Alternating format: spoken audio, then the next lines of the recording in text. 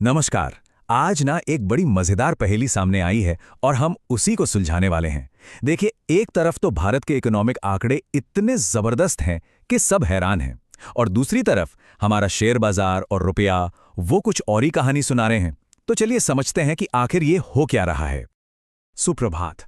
और हाँ, शुरू करने से पहले एक छोटा सा डिस्क्लेमर। ये कोई निवेश की सलाह नहीं है। सारी जानकारी सिर्फ एजुकेशनल मकसद के लिए है। अगर आपको तेज अपडेट्स चाहिए तो हमारे फ्री व्हाट्सएप ग्रुप से जरूर जुड़ें। लिंक आपको चैनल पेज पर मिल जाएगा।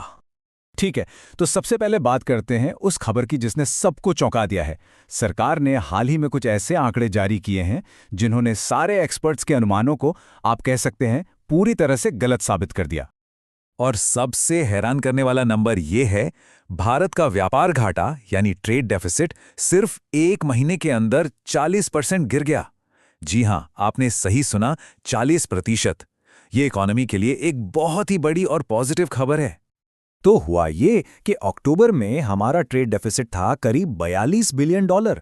एक्सपर्ट्स को लग रहा था कि नवंबर में ये 32 बिलियन के आसपास रहेगा, लेकिन असल में ये गिरकर सिर्फ $24.53 बिलियन पर आ गया। मतलब जो उम्मीद थी उससे कहीं बेहतर परफॉर्मेंस।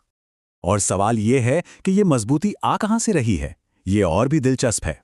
देखिए, एक तरफ अमेरिका के भारी टैरिफ के बावजूद वहां हमारे एक्सपोर्ट्स 10% बढ़े हैं, और दूसरी तरफ चीन को हमारा एक्सपोर्ट साल दर साल लगभग 33% उछल गया है। ये साफ दिखाता है कि भारतीय सामानों की ग्लोबल डिमांड कितनी तगड़ी है। और सुनिए, ये कोई छोटी मोटी जीत नहीं है। नवंबर महीने में जो एक्सपोर्ट हुआ है वो पिछले 10 साल का रिकॉर्ड है। और इसका हीरो कौन है? हमारा इलेक्ट्रॉनिक्स सेक्टर। मतलब सरकार जो मेक इन इंडिया और पीएलआई स्कीम्स पर जोर दे रही थी ना, उसका असर अब जमीन पर साफ साफ दिख रहा है। अच्छा, जब इकोनॉमी के आंकड़े इतने शानदार हैं तो बाजार में तो जश्न होना चाहिए, है ना? लेकिन यहां कहानी में एक ट्विस्ट है। बाजार कुछ और ही इशारा कर रहा है। तो देखिए, कहानी के दो अलग अलग पहलू हैं। एक तरफ रिकॉर्ड एक्सपोर्ट और 40% कम हुआ ट्रेड डेफिसिट जैसी जबरदस्त जीत, और दूसरी तरफ रुपया अपने सबसे निचले स्तर पर है, बाजार में घबराहट है और विदेशी निवेशक लगातार अपना पैसा निकाल रहे हैं। और ये बाजार की सबसे बड़ी चिंताओं में से एक है।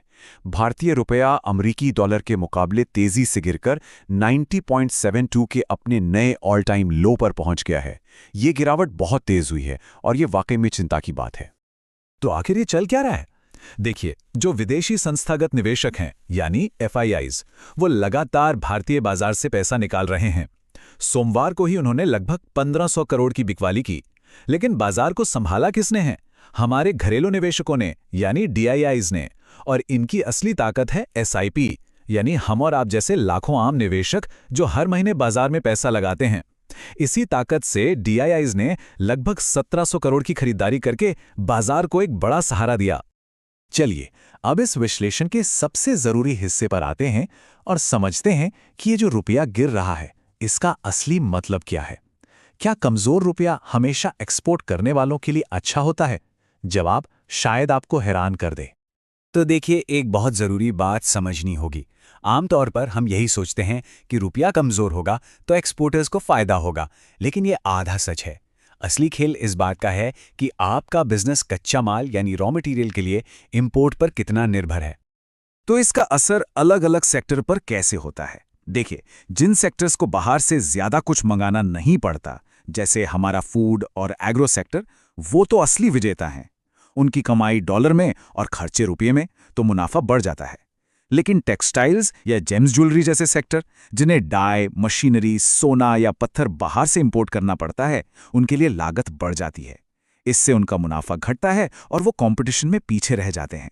और हाँ, इलेक्ट्रॉनिक सेक्टर को फायदा तो है, पर लिमिटेड, क्योंकि उनके भी तो महंगे पार्ट्स इंपोर्ट होते हैं। तो इस पूरी खींचतान के बीच स्मार्ट पैसा आखिर जा कहाँ रहा है? निवेशक इस माहौल में किन कंपनियों और सेक्टर्स पर अपना दांव लगा रहे हैं, आइए देखते हैं। तो एक सेक्टर जो अभी सबकी नजरों में है वो है रिन्यूएबल एनर्जी यानी ग्रीन एनर्जी। सरकार इस पर जबरदस्त जोर दे रही है और कंपनियां भी इसमें बड़ा निवेश कर रही हैं। मिसाल के तौर पर टाटा पावर को ही देख लीजिए। उनका प्लान है 2030 तक हर साल 25,000 करोड़ रुपए का भारी भरकम निवेश करने का। और सिर्फ टाटा पावर ही नहीं, एनएलसी इंडिया, आरबीएल बैंक जैसी कंपनियां भी ग्रीन एनर्जी और क्लाइमेट प्रोजेक्ट्स में बड़े बड़े कदम उठा रही हैं। आयन एक्सचेंज को भी हाल ही में बड़े ऑर्डर मिले हैं। साफ है, इस सेक्टर में बहुत एक्शन हो रहा है। अच्छा, एनर्जी की बात तो हो गई, अब जरा बैंकिंग सेक्टर का हाल भी देख लेते हैं। यहां पर भी टेक्नोलॉजी एक बहुत बड़ा गेम चेंजर साबित हो रही है। देश का सबसे बड़ा बैंक एसबीआई अपने डिजिटल प्लेटफॉर्म योनो 2.0 के लिए 6,500 नए लोगों को हायर कर रहा है। उनका टारगेट है 20 करोड़ डिजिटल यूजर्स तक पहुंचना। वहीं इंटेलेक्ट डिजाइन एरिना जैसी फिनटेक कंपनियां तो कनाडा तक में क्रेडिट यूनियनों को डिजिटल बना रही हैं। तो हमने आज की पूरी तस्वीर समझ ली है। एक तरफ मजबूत इकोनॉमी है तो दूसरी तरफ चिंता में डूबा बाजार। अब सवाल यह है कि आगे क्या होगा? हमें किन चीजों पर नजर रखनी चाहिए? 3 बड़ी चीजें हैं जिन पर हमारी नजर रहेगी। पहला, भारत और अमेरिका के बीच ट्रेड डील, जिसकी खबर कभी भी आ सकती है। दूसरा, अमेरिका से आने वाला बेरोजगारी का डेटा, जो पूरी दुनिया के बाजारों की चाल तय कर सकता है। और तीसरा, हमारी कंपनियों के अगले तिमाही के नतीजे, जो हमें बताएंगे कि जमीनी हकीकत क्या है। तो आखिर में सवाल वही है जहां से हमने शुरू किया था। क्या बाजार हमारी इकोनॉमी की ताकत को पहचानेगा या फिर रुपए की कमजोरी और विदेशी बिकवाली का डर उस पर हावी रहेगा? ये एक ऐसी खिंचातान है जिसे देखना बहुत दिलचस्प होगा। ये कहानी लगातार बदल रही है और हम इस पर अपनी नजर बनाए रखेंगे। ये जानने के लिए कि आगे क्या होता है, हमारे साथ बने रहिए। इस प्रस्तुति को लाइक करें और चैनल को सब्सक्राइब करना मत भूलिएगा। मिलते हैं अगले विश्लेषण में। जय हिंद।